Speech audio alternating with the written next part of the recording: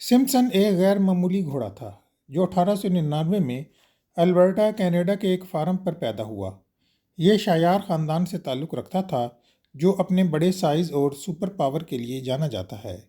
چھوٹی عمر سے ہی سمپسن کو اس کی بڑی بھوک اور بڑھنے کی مسلسل خواہش کی خصوصیت تھی، جس سے یہ واضح ہوا کہ اس کا مستقبل ایک اچھا ہوگا۔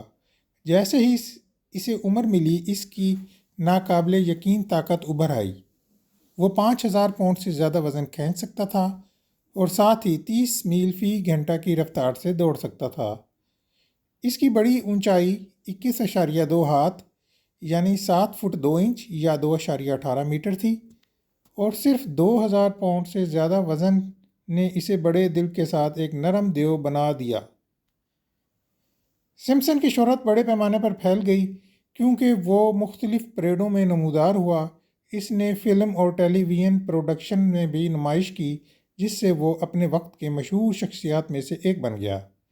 وہ اپنی ذہانت اور مہربانی کے ساتھ ساتھ اپنی غیر معمولی طاقت کے لیے بھی جانا جاتا تھا، جس نے اسے گھوڑوں کی دنیا میں وقار کی علامت بنا دیا۔